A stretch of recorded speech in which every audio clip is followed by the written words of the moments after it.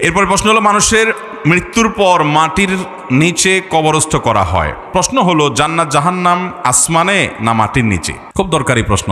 জান্নাত কোথায় ভাই? জান্নাত হলো ঊর্ধ্ব জগতে। জান্নাত হলো কোথায়? ঊর্ধ্ব জগতে। আল্লাহ রাব্বুল আলামিন কোরআনে কারীমে বলেছেন, কাল্লা ইন্না কিতাবাল আবরারি লাফি ইল্লিয়িন। নেককারদের আমলনামা ইল্লিয়িনে আছে, ইল্লিয়িন উপরে। আর ইন্না কিতাবাল ফুজ্জারি লাফি সিজ্জিন। যারা কাফের এবং খারাপ মানুষ তাদের আমলনামা হলো সিজ্জিনে। সিজ্জিন হলো মাটির অতল তলে। এবং নবী আলাইহিস সালামের এক হাদিসে আমরা দেখতে পাই, তিনি বলেছেন, ইযা সাআলতুমুল্লাহ আল জান্নাহ, আল্লাহর কাছে যখন তোমরা জান্নাত চাইবা, ফাসালুহু আল ফিরদাউস, তখন তোমরা আল্লাহর কাছে জান্নাতুল ফিরদাউসটা চাইবা।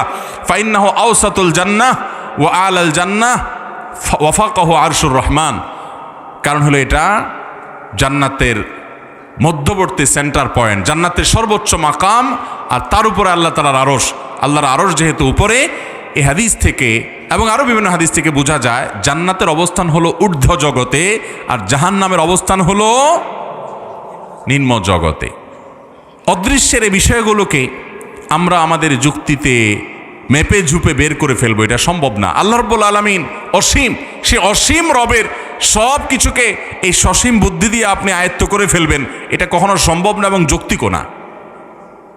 যাই হোক, তো সেজন্য জান্নাত এবং জাহান্নাম সম্পর্কে যদি এই সংশয় আসে কারোর মনে, যে তাহলে কবর দেওয়ার পর লোকটাকে যদি নেককার হয়, ইমানদার হয়, মুত্তাকি হয়, হাদিসে আসছে তার কবরকে জান্নাতের সাথে কানেক্টেড করে দেওয়া হয়, তো জান্নাত তো নিচে না, কানেক্টেড কিভাবে হয়?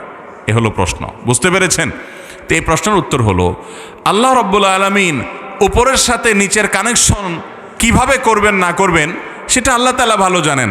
আজকাল পৃথিবীতে কানেকশনের বহু রূপ আমরা জানি, যে ডিভাইস এক জায়গায়, কানেকশন আরেক জায়গায় হয়ে যাচ্ছে। যাচ্ছে কি যাচ্ছে না? ওয়্যারলেস কানেকশন হচ্ছে কি হচ্ছে না? আল্লাহ রাব্বুল আলামিন জান্নাতের নেয়ামতের সাথে এখানে অলৌকিকভাবে, অদৃশ্যভাবে গায়েবের জগতে কিভাবে কানেক্টেড করবেন তিনি ভালো জানেন। তিনি কাদির, তিনি সব কিছু করতে সক্ষম।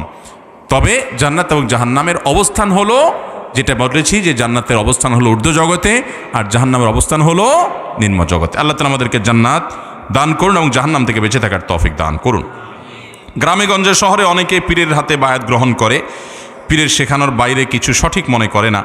পীর যা বলেন অন্ধের মতো সেটাকেই সঠিক মনে করেন। আল্লাহ ছাড়া, আল্লাহকে বা জান্নাত পাওয়ার জন্য এটাই কি সঠিক পদ্ধতি? ভাইরা আমার, কোনো পীর যদি এমন কথা বলেন যেটা কোরআন হাদিসে করার কথা বলা হয়েছে, তাহলে তো এটা অবশ্যই করবেন। সেটা পীরের বললেও করবেন, না বললেও করবেন, কারণ কোরআন হাদিসে আছে।